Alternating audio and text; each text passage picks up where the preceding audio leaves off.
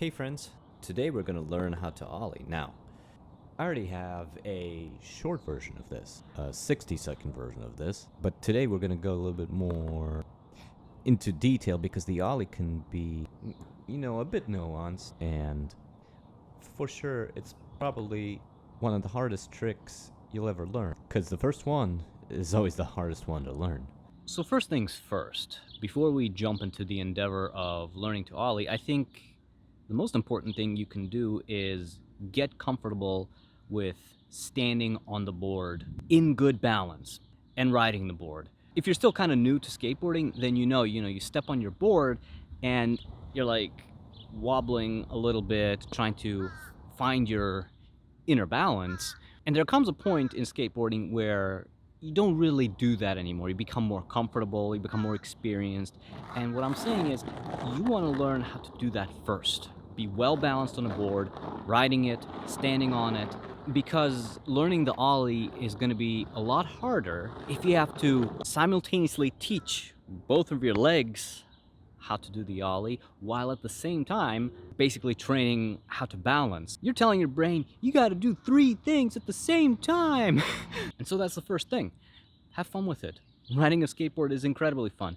Ride around the neighborhood, practice just standing on it, standing in place, standing on uneven ground, whatever. The ground will never be perfect. And boards, especially depending on how good your bearings are always going to want to roll. And the more comfortable you are with that, the easier it is going to be to learn how to ollie.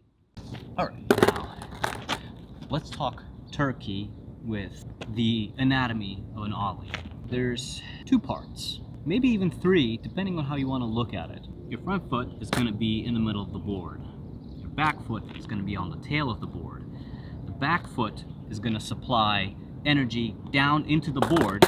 That's what's going to make the board get airborne when we push down on it. The other foot, in the meantime, is going to be responsible for evening out the board. So I push down with this foot, and at the same time, my foot is going to slide on the grip tape and even it out, so that we actually become airborne and the wheels leave the ground. All right, now let's look at it from this perspective. So, front foot, middle of the board, back foot on the tail of the board. Now, there's nothing wrong with putting your board in a crack so it doesn't roll around, so you can really concentrate on, learning the ollie. So why don't we do that? Back foot is going to push down, it's going to kick the board up, and the front foot is going to even the board out. Let's see that in action. It'll be a lot easier to see it in slow motion. So here we go. Remember how I said it's kind of like 3 things going on at the same time? So the back foot is popping the tail. The front foot is evening the board out. But as the front foot evens the board out in midair from this to this, the back foot correspondingly has to lift back up. So the back foot has to do 2 things. It has to come down, and then it has to come back up again as the board evens out, right? So we popped it, it's going up. Now in the second stage, the front foot is evening the board out. Because we're evening it out, now the back foot has to lift up again to accommodate with the lift. So it's kind of more like 3 things.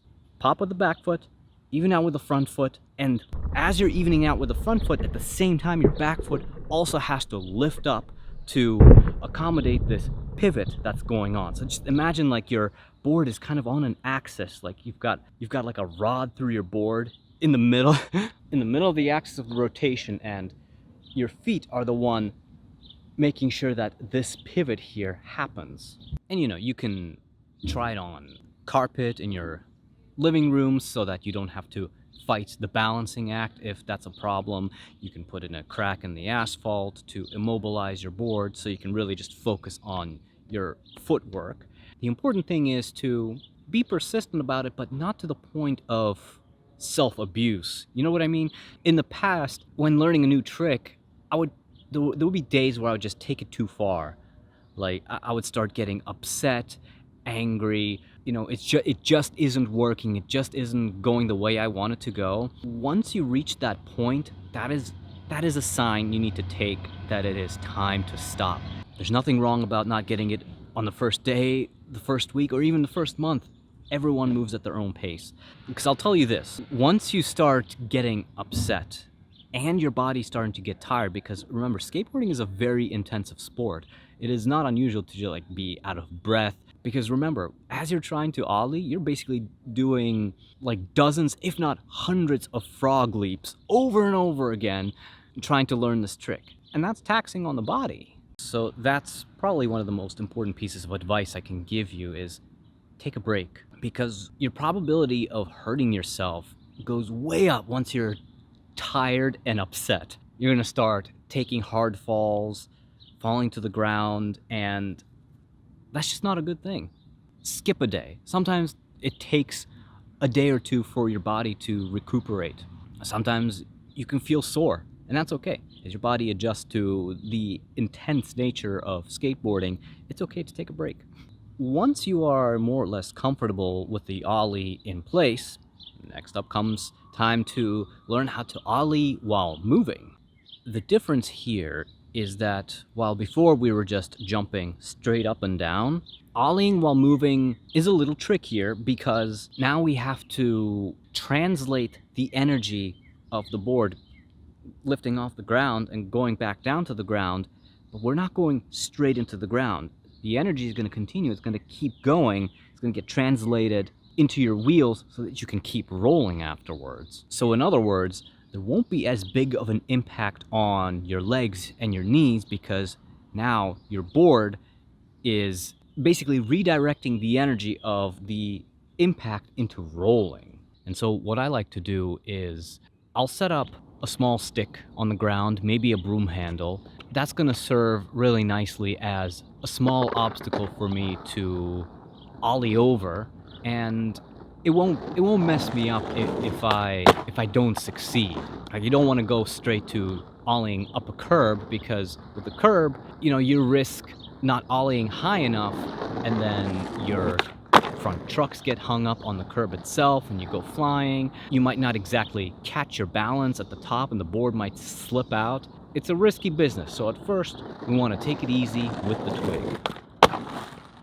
Don't be afraid to pick up a little bit of speed while you're trying to Ollie. In my experience, it's actually a lot more difficult to clear something if you're going slowly, because the slower I go, the higher I have to Ollie, even to clear something like this.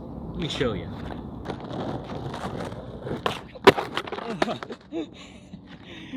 See, even I fell right on my ass trying to Ollie over this slowly. So in order to clear it, we don't even have to Ollie that high, but the speed is what's going to actually take us over this thing and on the other side.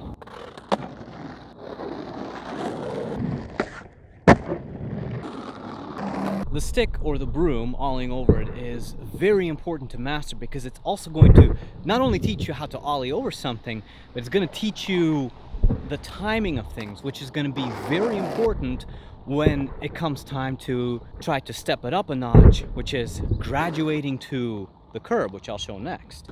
See, with the curb, a lot of things can happen.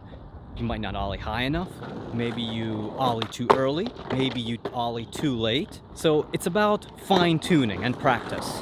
And with a little bit of self-love and persistence, you too can master the Ollie and eventually Ollieing up a curb, and then all the derivative tricks that come with the territory. The most important thing to practice is patience, self-love. So a great indicator for when to stop and just give it a rest, wait a couple of days, maybe wait a day, is when it's just not fun anymore. When it turns into this grind and, oh, I gotta get it, and you're starting to kick your board out of frustration, that's a good time to take it easy, take a deep breath, do something you know.